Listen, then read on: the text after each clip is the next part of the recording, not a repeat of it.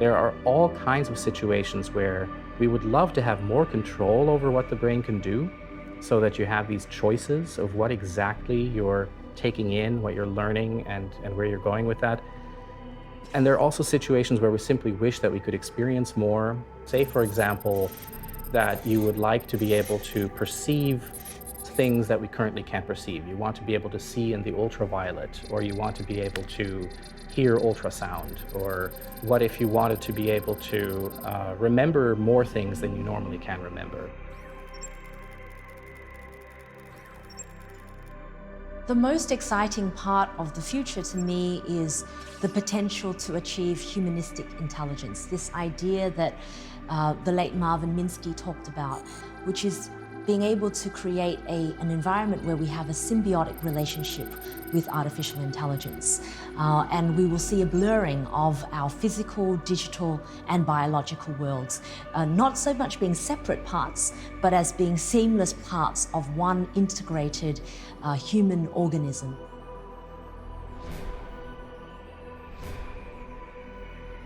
It probably will be possible to read out what's inside a person's brain, to understand what's there by translating it into something you can understand, and maybe even putting it back, giving it to someone, teaching. When we make a decision now, we are under the impression that we are the ones who are making the decision, and we make it because we want to make it.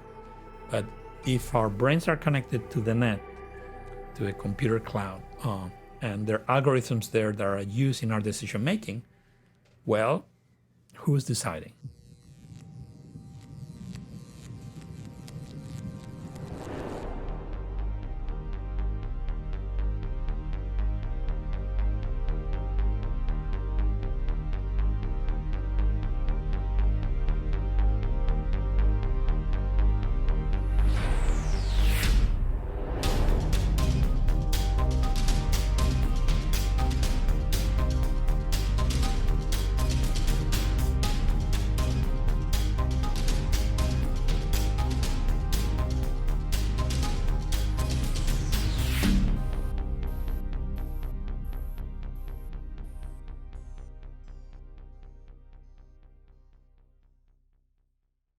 We are curious to understand who we are and why we think the way we think, and what is the reason of our thoughts, our memories, our imagination, our feelings.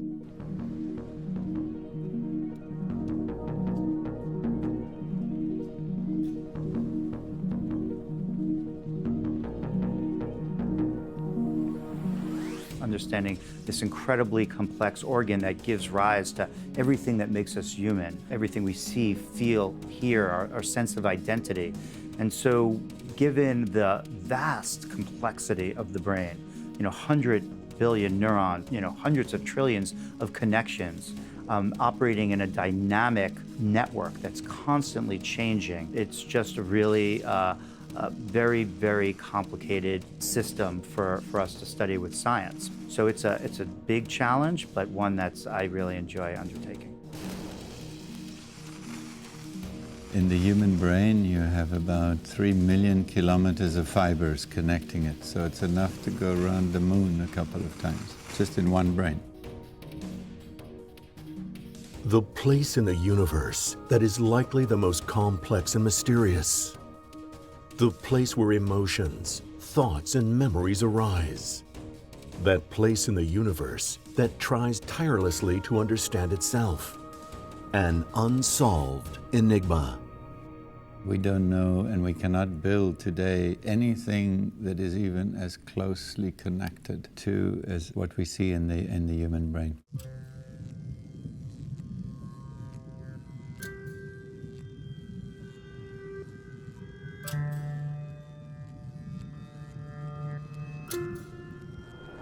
There's one hypothesis that suggests that what brains are doing, or what our brain is doing, is generating a virtual reality, a model of the world that is running in our heads all the time. This has to do with ideas that have been floating around in philosophy for a few centuries. In particular, with the suggestion by Immanuel Kant, the German philosopher, that the reason why the world and our minds, our views of the world agree, is not because our minds reflect the world. It's the opposite. Is that the world is created by our minds. In other words, that what we perceive is not out there, it's in here. It weighs less than 3 pounds. It consumes scarcely 20 or 30 watts of power. And nevertheless, it's able to make calculations more complex than a supercomputer. There are 100 to 1,000 trillion synapses. They're about the size of a bacteria. They basically are chemical machines. They receive an electric pulse and then they release chemicals. They hit receptors. Very complex machinery is triggered. This results in a change in the behavior of the neurons. It causes genes to express, new proteins to come in. The cascade of biochemical and biophysical processes is enormously complex.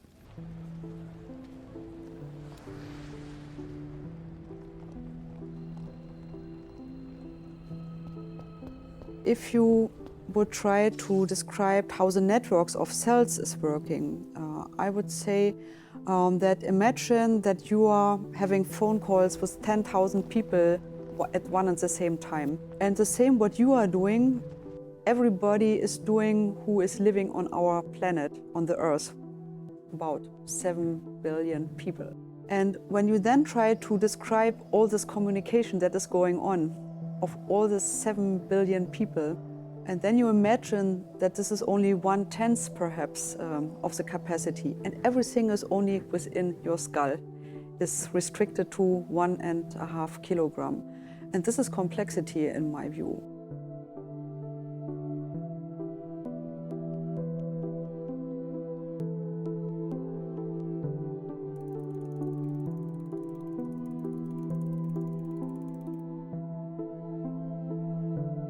In spite of 100 years of neuroscience, we still don't understand how the brain works. We still don't have a general theory of the function of the brain.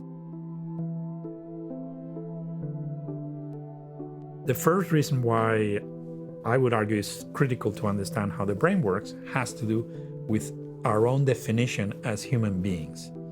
We are a mental species. We are defined by our minds, not by our bodies. So we are a very special type of animal.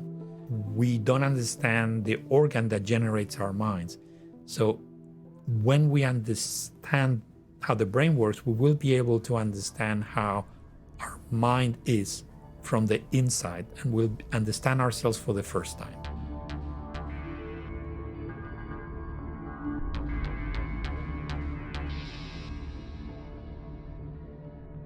The second reason has to do with the clinic, with patients. Humankind should understand how the brain works because we need, it's urgent that we help these patients that have mental and neurological diseases, and we have to understand the system in order to fix it.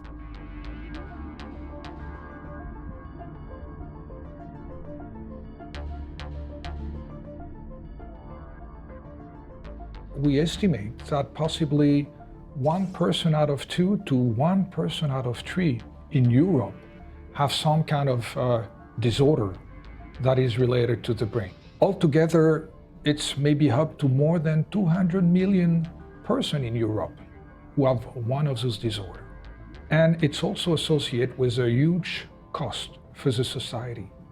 The cost of all disease affecting the brain, more than the cost of all cancer, plus all cardiovascular disease, plus diabetes.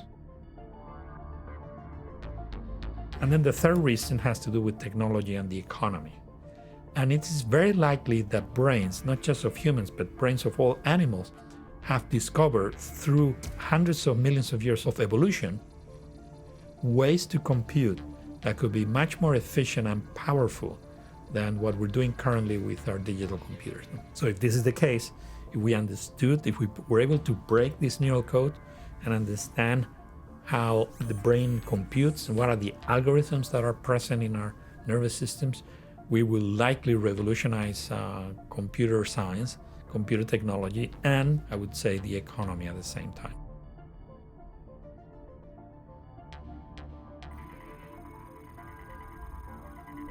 The holy grail for this will be to create a much more symbiotic relationship with artificial intelligence.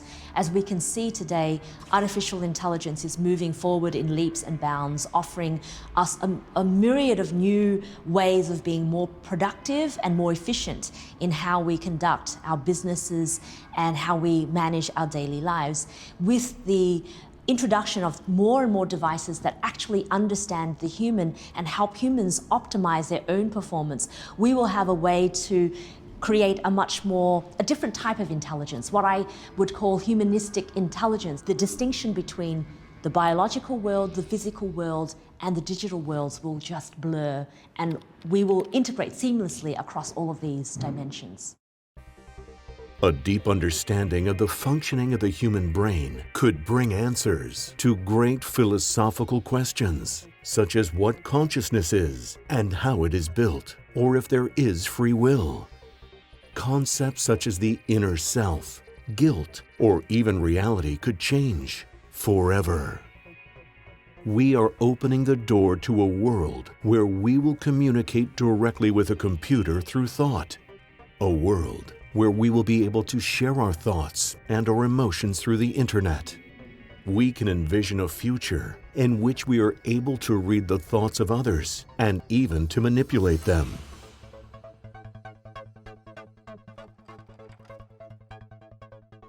We're building technology to read the activity of all the neurons in these brains and to write activity to control and manipulate the activity of these neurons in the brain.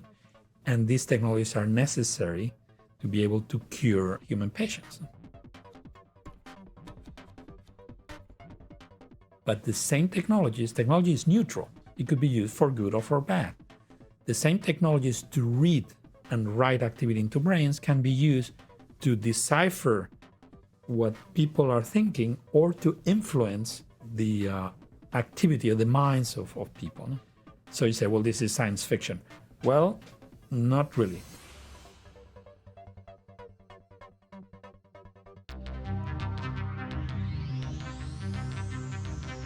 In the middle of the 90s, the last decade of the 20th century, and the second millennium, a whole revolution in the world of neuroscience occurred. The neuroimaging techniques appeared. So neuroimaging techniques are important for this revolution in how to learn and explore the brain, because it's a nice, non-invasive way to get inside the brain. One of the imaging techniques that had the greatest impact was magnetic resonance imaging. For the first time ever, we could see the inner functioning of the brain while it experiences sensations and emotions. In fact, functional magnetic resonance imaging, able to detect the presence of oxygen in the blood in the brain, has allowed us to discover something unimaginable years ago: how different areas in the brain interact while the patient talks, sees an image, listens to a sound, or simply thinks. But if you ask him to focus on one task, like listening to a sound, only the region from this specific task, the auditory cortex, for example, will have more consumption of oxygen. And this region will pop out in the contrast if you analyze the data, you're listening to sound against not listening to sound. The reason why we don't understand how the brain works is not because of its complexity, but because we've been lacking methods to study it at the right level. Now, if you think about it, trying to understand a system as complex as the brain that has 100 billion neurons by recording from one neuron is a little bit like trying to watch a movie in a TV screen that has 1 million pixels by looking at a single pixel. So no matter for how long you study a single pixel or you study a single neuron, you will be missing the figures in the screen and the shapes of the images because they are an emergent property of the correlations in space and time between the individual pixels.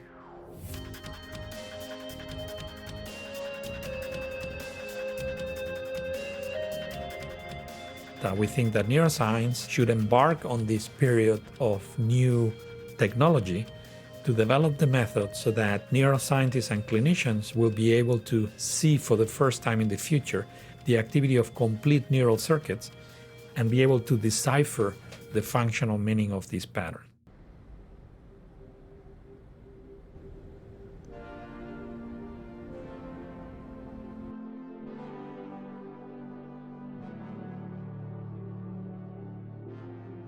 How can one measure the activity of each and every one of the neurons in a brain at the same time? The methods that we and many other people are using are optical methods. We use light because light can penetrate the tissue in a non-invasive fashion. In particular, the method that I pioneered is called calcium imaging. We used it for the first time to measure the activity of neural circuits. Every time a neuron fires, every time it's activated, calcium comes into the neuron.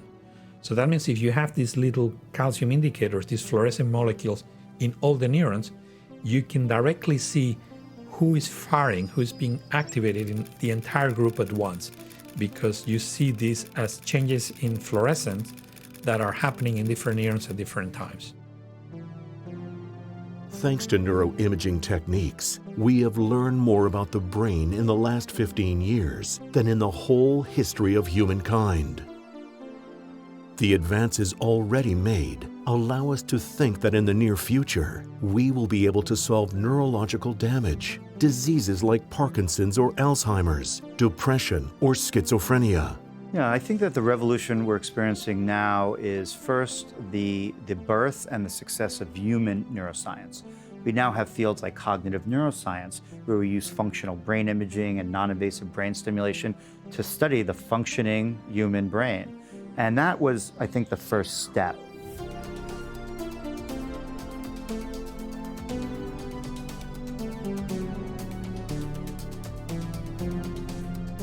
From my perspective, I've been doing neuroscience research for 30 years, and this is the revolution now. But now is the time that neuroscience is starting to reach into people's lives directly. And to me, that's what we need to have a revolution. We need to advance from the lab into the real world.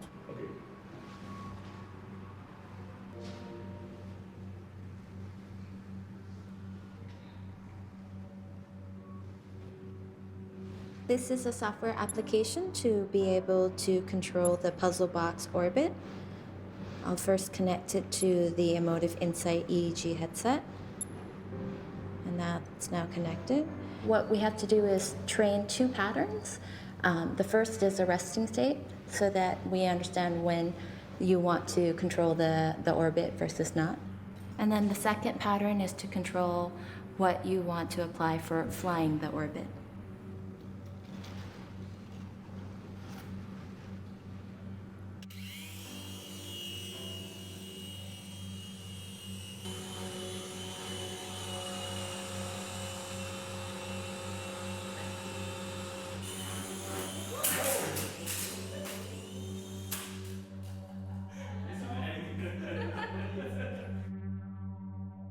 This leap from the lab to the real world can already be seen in the form of the perfecting of what belonged to the realm of science fiction just a few years ago: brain-computer association.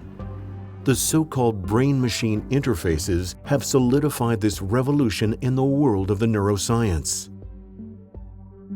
Well, BCI really just means brain-computer interface. So anything that makes a connection between the processing going on inside your brain and a machine, some other device. Brain-computer interfaces can be grouped as a group of technologies that can help both from a hardware and software perspective, able to both decode, process, and activate the interactions between humans and machines, decoding the brain, of course. Typical definition would be a platform that can help us interact from the brain to the world.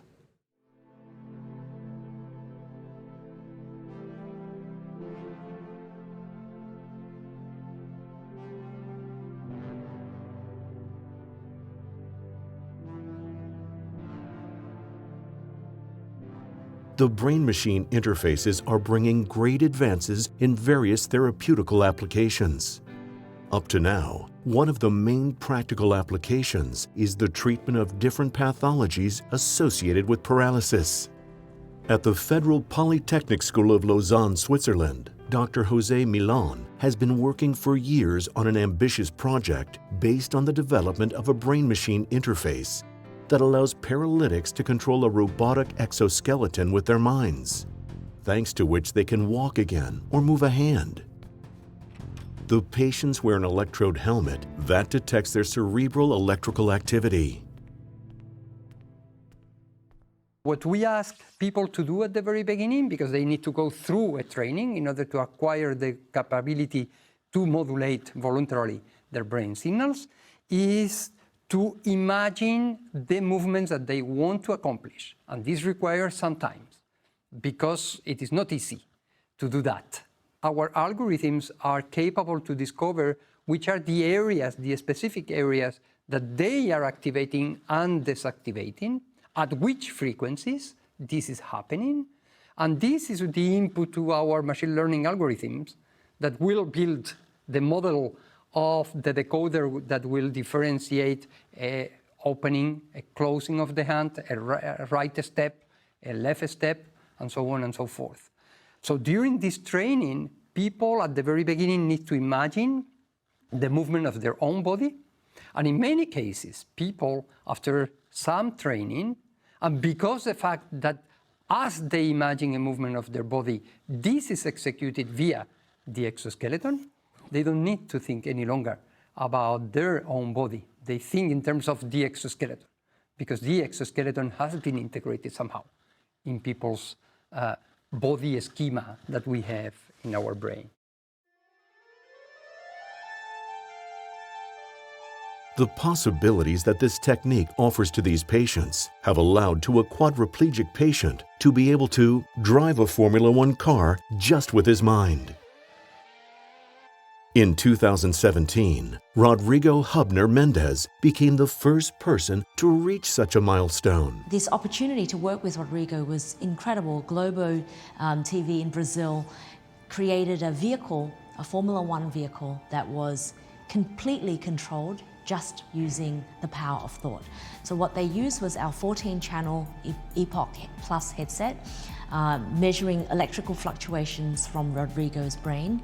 He spent a few months mapping and training the algorithms to understand how he associated specific thoughts, whether it be drive forward, right, turn right, left, or stop. And then he was able to use those commands to drive this car completely just using his mind. So no steering wheel, no pedals, just him inside the vehicle.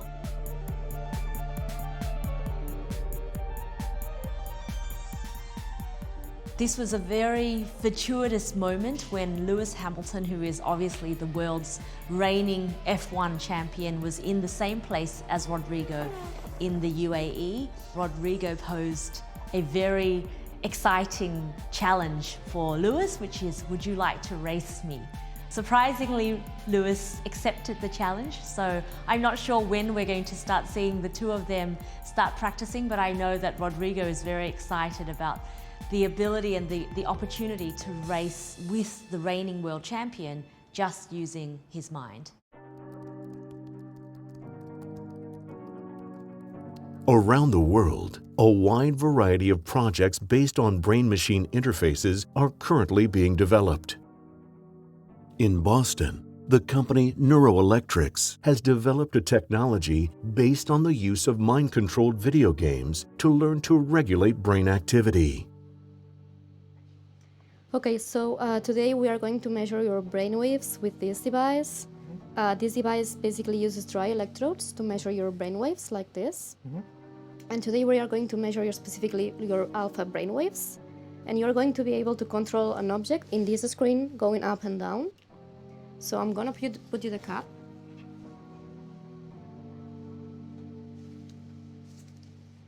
Then we are first going to measure your baseline, which is the baseline of your brain waves, the level in which your brain is right now.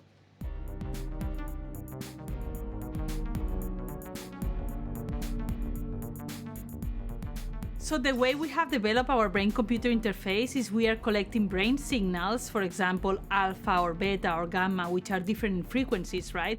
And we are coupling your brain or power spectrum, your brain bands, to something in the screen, which is in this case a little avatar that goes up and down according to if your brain waves are up or down.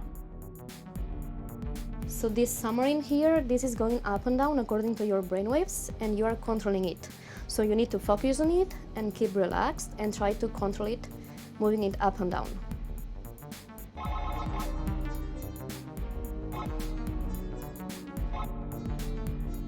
The mind-controlled video games are proving to be an efficient treatment for diseases like depression or hyperactivity disorder in children.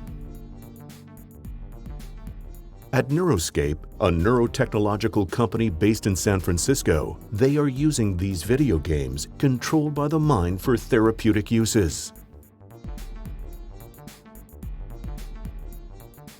All of our research right now relies on using the closed-loop video games that we've created, so far just using the performance, not the cognitive brain-computer interface. That's still very much in the research phase.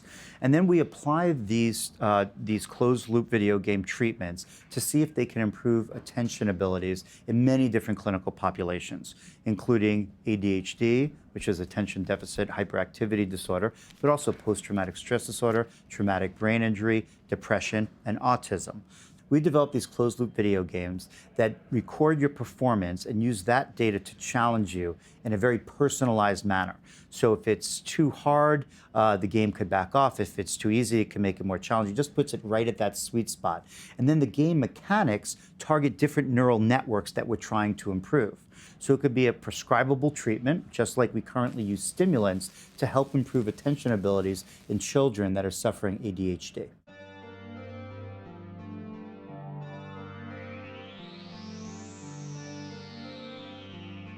In the last few years, there has been a progressive blossoming of neurotech startups that are revolutionizing the way to intervene in our mental processes. Nowadays, most of them are focused on helping patients with different types of damage or neurological disorders. However, in the not-so-distant future, these companies will end up transferring all these advances to our daily lives, radically modifying the way we interact with each other and even understand the world. Investing in novel neurotechnology today could be the best way to generate an economic revolution in the future by the development of this new technology, which instead of biotechnology, in the case of the Human Genome Project, now it would be neurotechnology. And this is something that's starting to happen. Last year, Elon Musk created a neurotechnology company, Neuralink. Brian Johnson, another billionaire, has created a similar company called Kernel. So we're starting to have some new companies that are based on the promise that these new neurotechnologies are going to cause an economic revolution.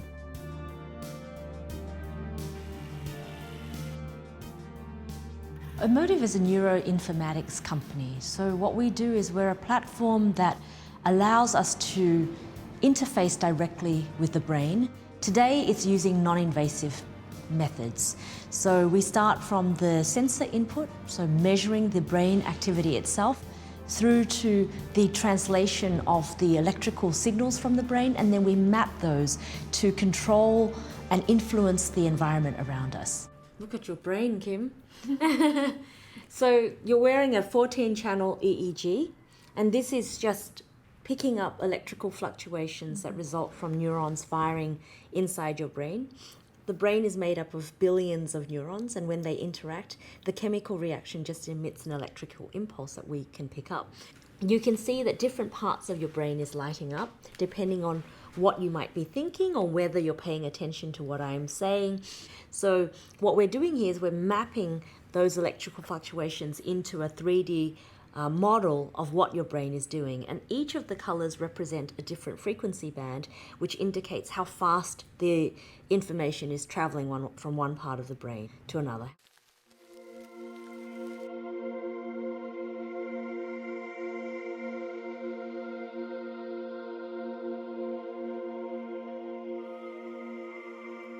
Located in Lausanne, Switzerland, in the center of Europe, is the headquarters of MindMaze, one of the largest neurotechnological companies in the world.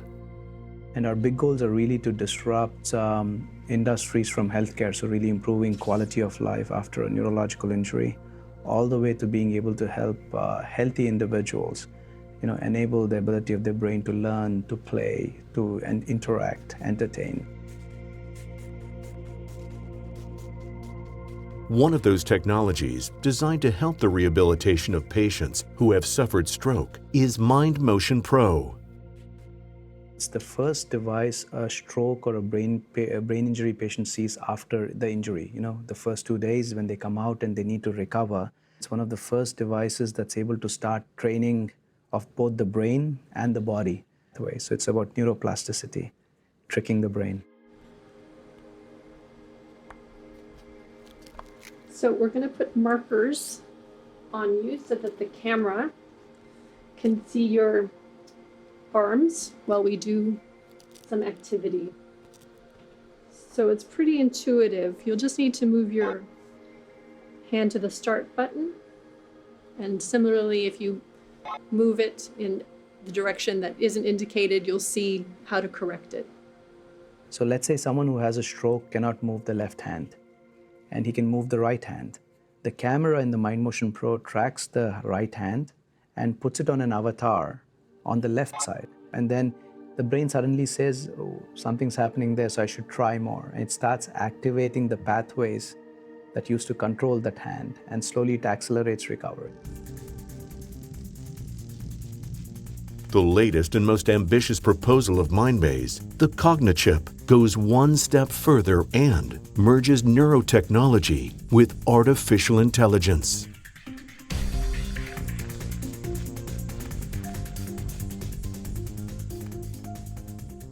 Some entrepreneurs are looking into augmenting our brains so that we can develop superintelligence that allows us to collaborate with artificial intelligence. It would be a way to reduce the risk for human beings to become irrelevant due to the rise of artificial intelligence.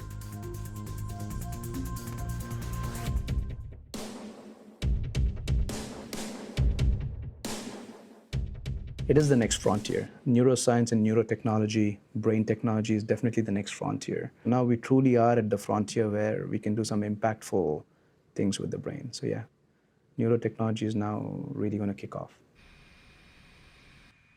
Ignition sequence start. 6, 5, 4, 3, 2, 1, 0. All engine running. One of the greatest technological and scientific milestones in history was the arrival of man on the moon. The Kennedy era was one of the periods of the greatest scientific splendor the world has ever known. As a consequence, an important economy grew around it, which led, in a very short time, to unprecedented technological development.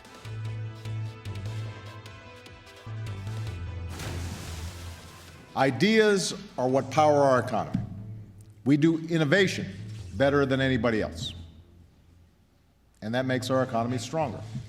We had many interactions with the White House Office of Science and Technology Policy, and they had explained to us that they were interested in grand challenges for the U.S. government to pursue any different areas of science that they thought could really be of the same ilk as, for instance, the Apollo moon landings, a big project that really would allow the entire U.S. community to get behind something that would make a huge impact in science.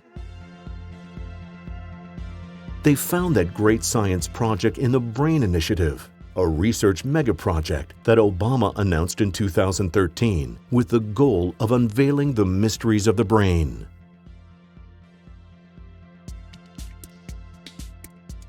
It's a very exciting moment. There are many groups around the world developing new methods, and this is now leading to a re-energizing of neuroscience and to the perception that we can really do it, that this is doable, that we can actually end up being able to record the activity of every nerve in a brain and decipher it, and this could really revolutionize neuroscience, just like the Human Genome Project revolutionized genetics. Very soon after the launching of the BRAIN initiative, the European Union announced its own mega project, the Human Brain Project. It turns out that similar initiatives have been created in different countries. So there's a brain initiative in Japan, in Canada, in China, in Australia, South Korea, and Israel. The development of all these projects could change the scenario of brain research and lead humanity to unprecedented advances. So this is very exciting. This is just happening. And I hope that this will provide the ability to generate knowledge and send this knowledge throughout the world and to different countries in a way in which no one is left behind. And we're all part of the same exciting moment in history. We've started the path to a new world in which a deeper knowledge of the brain will radically transform our human condition.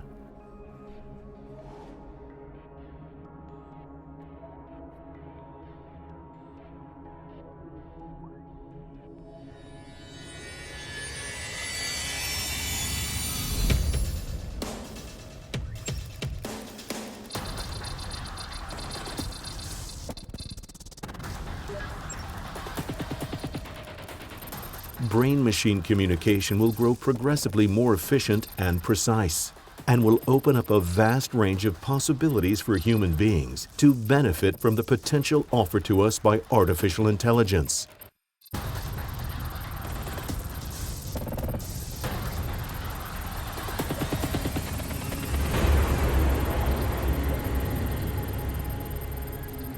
With the introduction of more and more devices that actually understand the human and help humans optimize their own performance, we will have a way to create a different type of intelligence, what I would call humanistic intelligence.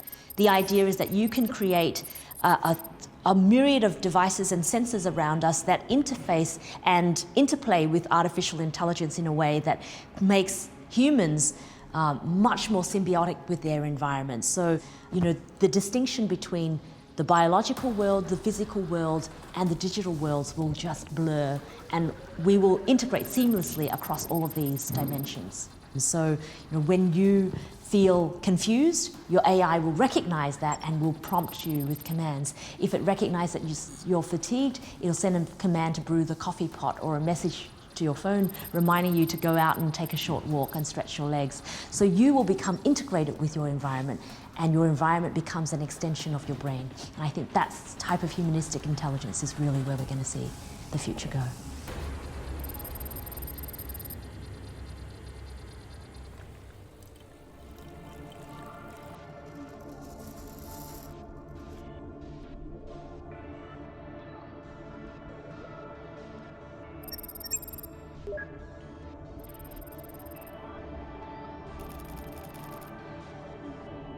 The cognitive capacities of human beings will be enhanced. There are experiments by colleagues such as Roy Cohen-Kadosh that have shown that you can improve numerical abilities in children that have dyscalculia, people who have difficulty in doing arithmetic and so on. I think enhancement via implants and things like this is definitely going to be possible.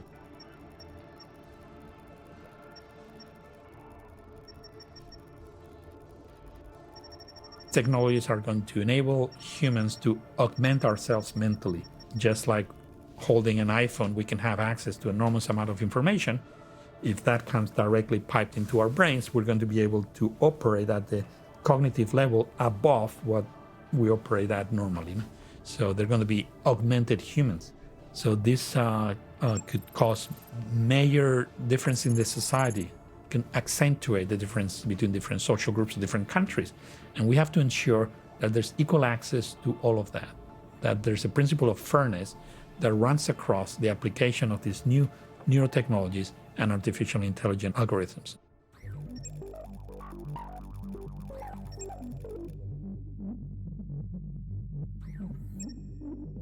It gets more interesting when you can think about neuroprosthesis in the cognitive parts of the brain. So let's take, for instance, this hippocampal prosthesis. The patients who are going to be the first ones to use these devices are going to be the first people with some kind of superhuman memory ability. The very first type of memory ability is going to be that they can choose when they do remember something and when they don't. Because they can say, okay, the experiences that were coming through at 3 o'clock yesterday, I want those to be enhanced.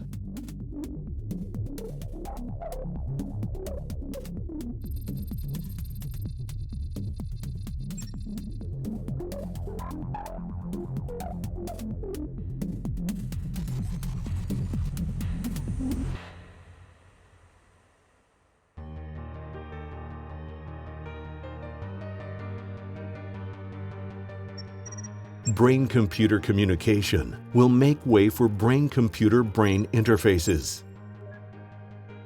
You take what this person has learned, you run it through the translator, and you give it to someone else's brain. Or you just want to be able to communicate through something like telepathy. You can read out what a person is trying to say or what they're imaging, what they're imagining, and you can try to give those imaginings or those sounds to someone else.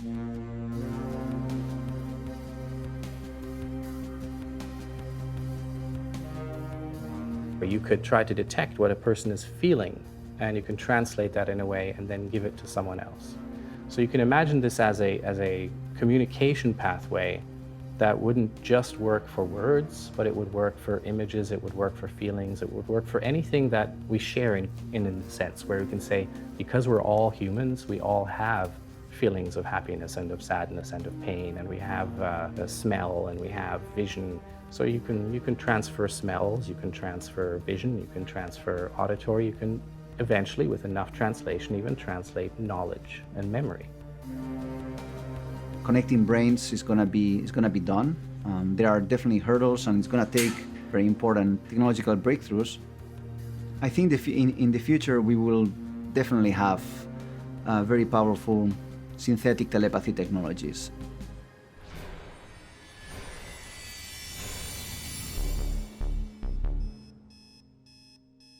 It will be possible not only to read others' thoughts, but also to manipulate them. Let's think about it a little bit more, about the impact and repercussions of this new knowledge to society, to humanity. We can, using mice, we cannot read the activity of every neuron in the brain of a mouse, but if you look at the visual cortex, you can actually read the activity of a few thousand neurons there. And we can decipher some of the patterns of activity as they relate to what the animal is seeing, what the animal is looking at.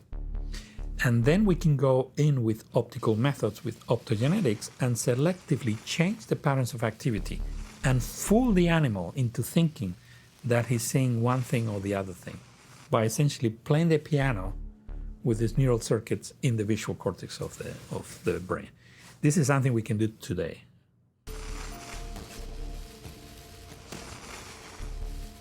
People could do this with humans. Not today. We don't have the methods to control, to read the activity of many neurons in the brain of humans and to change that. But these methods are going to be developed because we need them for the patients. In fact, there's a project supported by DARPA, by the Foundation of Military Research, to build an electronic chip to record the activity of 1 million neurons in a human patient, and to stimulate 100,000 neurons at the same time. And this is not science fiction. This is something that's being built as we speak. In fact, we're helping to build them because they need to use this for patients. And this could be in the clinic in 4 years.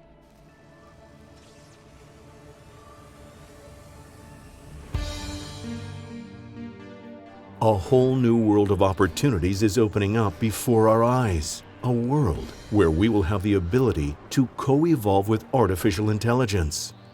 There is even a hypothesis that in the distant future, we won't need our biological structures.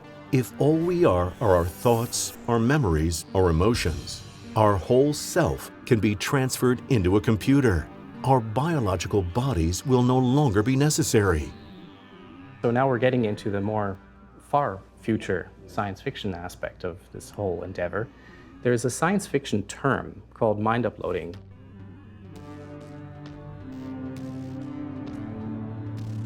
What it means is that mind, or who we are, is then no longer dependent on the biological brain as such. You still need a brain, of course. There's no such thing as no device running your mind, but it could be all sorts of devices. It could be a device that is better suited for, say, for example, living in space, or living on another planet, or living underwater, or something like that.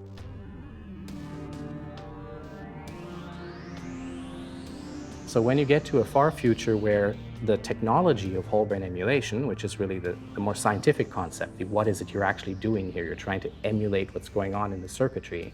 When you have that, then you can start thinking about the personal and social consequences of doing that, which is really what mind uploading means. It's a very philosophical term in a sense. It's like, what happens if you can take who I am, my mind, and move me to something else? So many things are then potentially possible. You could make backups of your mind so that if something happens, you can restore, and it's not as devastating.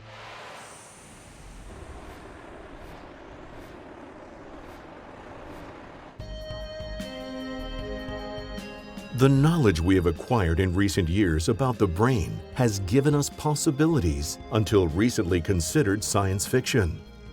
We're advancing at very high speed.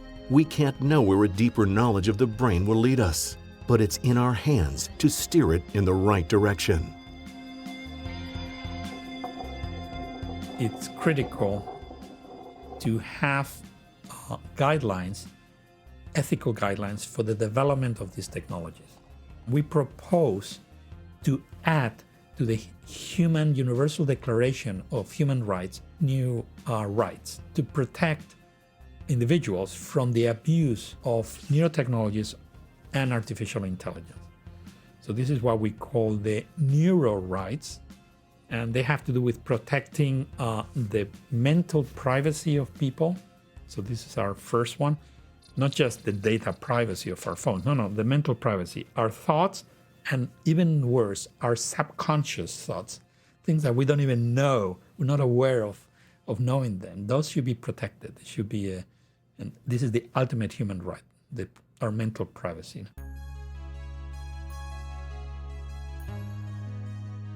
We should also have protection as we connect ourselves to computers through brain-computer interfaces. Look at the effect that connecting us to the net through our iPhones has had in our culture. Well, imagine if that connection could be direct through some brain-computer interface that could be maybe wireless and non-invasive. No, that could happen in the future. So this is going to affect our sense of identity, of who we are. We need to protect the sense of identity, the I, the self. This is something that humans never had to worry about in the past. No one ever had that problem before.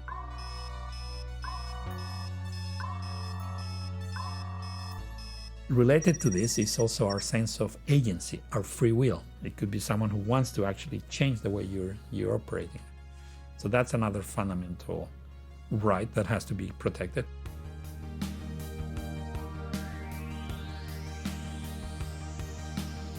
So these are the Neuro rights. Now we have to convince the leaders of the world, the leaders of the society, that this is a very important issue. We're discussing the future of our society, the future of humankind, and that we have to make sure that these technologies, which are so powerful and they could cause so much good, not just in patients, but among ourselves, we'll be able to finally understand who we are. It's like a new renaissance, that these technologies are not used against us.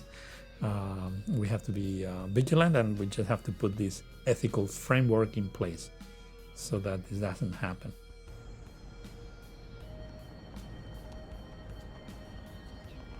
This understanding is just going to give us the tools to develop in many different directions, to explore in many directions, and also to be versatile and adaptable, so that maybe the human species has a really long-term future, not the kind of future where, you know, it works for a while and then we're not adapted well enough and that's it, but a really long-term future.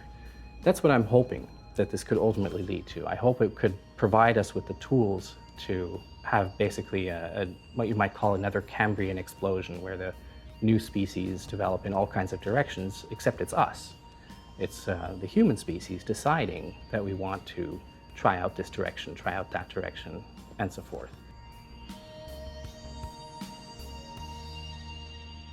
Science can change the world, it can change society, it can change the course of history, and it can do that for good or for bad. It's up to us to make sure that it goes in the right direction.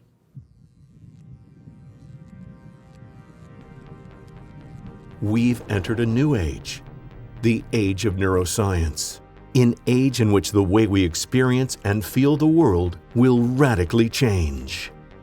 Welcome to the world of tomorrow.